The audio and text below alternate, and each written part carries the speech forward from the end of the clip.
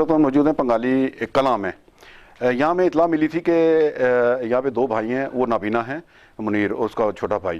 तो वो अरसा दराज से चारपाइयाँ बनाता था, अपने गुजारा करता था और निज़ाम चलाता था। कुछ उसका भाई जो है वो आर्मी से रिटायर था, वो उसकी सपोर्ट करता था।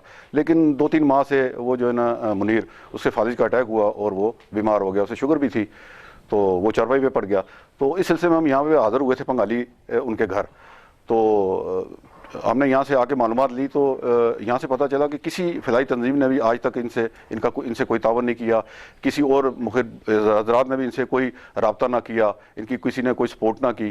तो अभी इनका जो है ना वो नंबर स्क्रीन पे चल रहा है। जो हमारे ओवरसीज़ भाई हैं, जो भी हैं और जो भी इस इलाके से फ़िलाई तंजीमें हैं, कोई मुखिर हज़रात हैं, तो उनसे रिक्वेस्ट की जाती है कि इनसे रब्ता करें, इनके घर आके विज़िट करें, इन्हें खुद देखें इनकी हालत और इनकी माली सपोर्ट करें।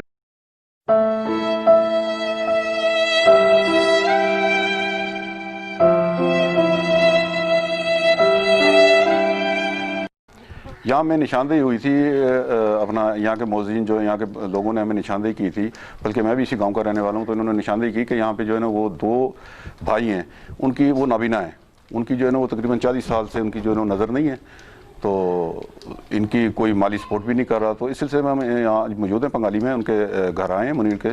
तो उनसे हम गुफ्तगू करेंगे, मुनीर से भी और दूसरे भाई से भी, इनके छोटे भाई से। ये दोनों नाबीना हैं। तो मुनीर जो है ना वो अरसा दराज से अपना खुद ही जो है ना किसी के आगे इसने हाथ नहीं फैलाए इन्होंने, और ये खुद ही चारपाइयाँ बनाकर और गुजारा करते रहे हैं। अब ये 3 माह से तकरीबन ये इन्हें फालिज का अटैक हुआ है और शुगर की बीमारी भी है, तो ये चारपाई पे हैं।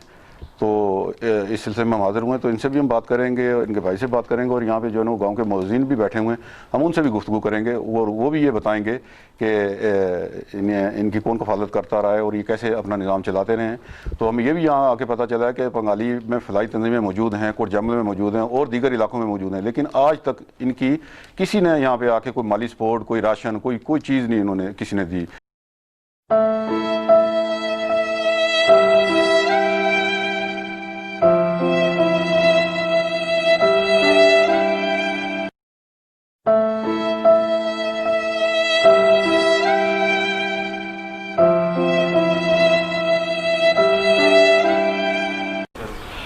मुनीर साहब, तुसें जेह्ड़ी नज़र है कितना अरसा हो गया, कितने अरसे तो तुसी नाबीना हो?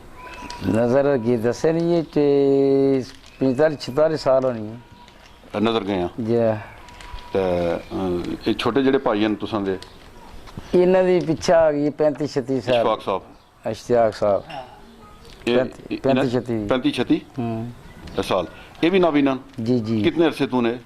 35-36 तो 35-36 साल तू है? जी जी। ते तुसी क्या करदे रहे हो इतना अरसा? तुसी गुजारा किस तरह करदे रहे हो? गुजारा भी चारपाइयां बनाने रहे हैं। चारपाइयां बनाते रहे हो शुरू तो जी हुन तक?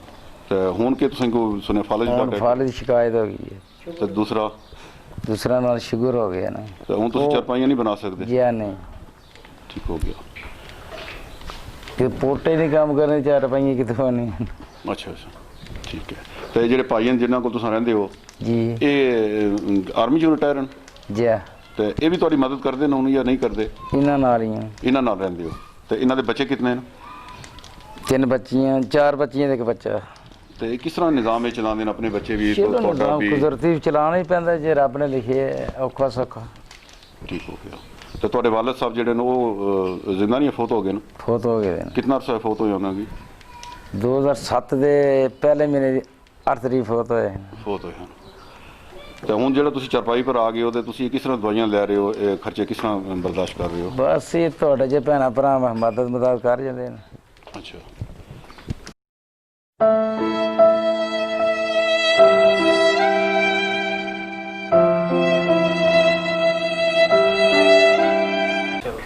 ये जी फलाई तंजीमां बनियां सारे पंगाली भी बनियां और भी इलाके कोट जमल न, इन्हां कोई तुहाडी सपोर्ट की है कदे? कोई मदद की? कोई भी नहीं, किसी ने मदद नहीं की? किसी ने कोई राशन नहीं दिता, कोई नकदी, कोई किसी कोई चीज़ नहीं दी अजे तक? ना।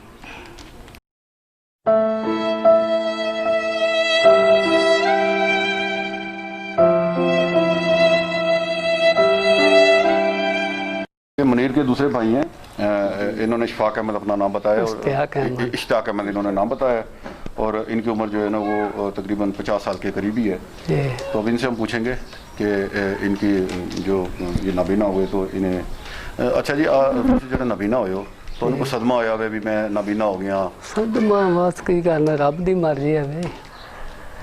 अच्छा तो कोई दुख नहीं होया भी किसी को भी? दुख तो है होंदा ही है ना, लेकिन अल्लाह दी मर्जी है। अल्लाह दी मर्जी वो तो गल है। ਤੇ ਇਹ ਜਿਹੜੇ ਤੁਹਾਡੇ ਭਾਈ ਹਨ ਮਨੀਰ ਅਹਿਮਦ जी ਇਹ ਨਿਜ਼ਾਮ ਚਲਾਉਂਦੇ ਰਹੇ ਤੁਹਾਡਾ ਖਰਚਾ ਪਾਣੀ ਜੋ ਵੀ ਹੈ? हाँ बिल्कुल ਅੱਛਾ ਅੱਛਾ ਤਾਂ ਹੁਣ ਇਹ ਬਿਮਾਰ ਹੋ ਗਏ ਨੇ? जी ਕਿੰਨੇ ਅਰਸੇ ਤੋਂ ਬਿਮਾਰ ਹੋਏ ਨੇ? 3 महीने हो 3 ਮਹੀਨੇ ਹੋ ਗਏ। ਤਾਂ ਹੁਣ ਘਰ ਦਾ ਨਿਜ਼ਾਮ ਕਿਸ ਤਰ੍ਹਾਂ ਚਲਾਉਂਦੇ ਹੋ? बस हैं जी चल जाता ਤੁਹਾਡੇ ਬੰਦਿਆਂ ਨਾਲ ਵੇ। ਅੱਛਾ ਕਿਸੇ ਤੋਂ ਗ੍ਰਾਂ ਚੋਂ ਕਿਸੇ ਸਪੋਰਟ ਕਦੇ ਕੀਤੀ ਹੈ ਕੋਈ ਰਾਸ਼ਨ ਲੈ ਕੇ ਦਿੱਤਾ ਹੋਵੇ ਕੋਈ ਪੈਸੇ ਦਿੱਤੇ ਹੋਣ ਤੁਹਾਨੂੰ ਨਕਦੀ? कोई नहीं ਕੋਈ ਕੁਝ ਨਹੀਂ ਕਿਸੇ ਦਿੱਤਾ? ਭੰਗਾਲੀ ਤੋਂ ਇਥੋਂ ਕੋਟ ਜੈਮਲ ਤੋਂ किसे भी नहीं किया। ਕਿਸੇ ਵੀ ਨਹੀਂ ਦਿੱਤਾ?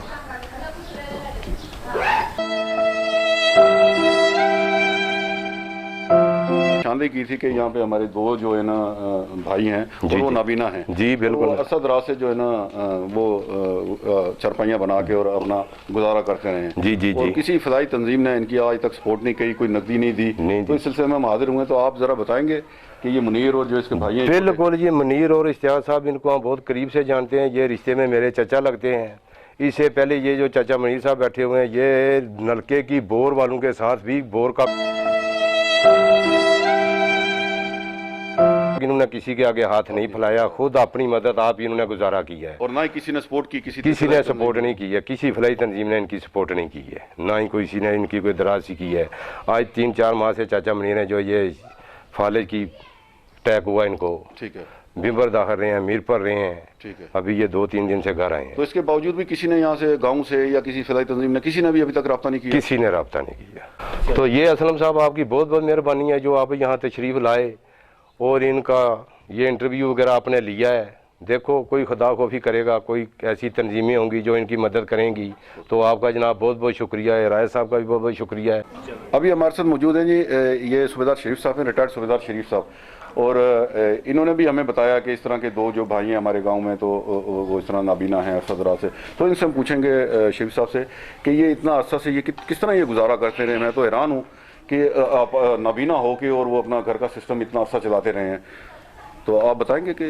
जी हम इस गांव के हैं, हमारे ये रिश्तेदार हैं, और बहुत अरसा जब इनकी सेहत ठीक थी मुनीर साहब की, ये अपने अंदाजे के मुताबिक, नज़र नहीं थी, अंदाजे के मुताबिक चारपाइयाँ बना कर जिस तरह भी है लोगों ने जो सपोर्ट की, दूसरे भाई की भी कफालत करते थे और अपनी भी। अभी ये शुगर के मरीज़ हैं और अटैक हुआ है, 2-3 माह हो गए हैं, भी ये भी कुछ भी हाथ पाँव इलाज या काम नहीं कर सकते। तो दूसरा वैसे ही भी जो है ना उसका कोई अंदाज़ा नहीं, कोई काम वगैरह नहीं है।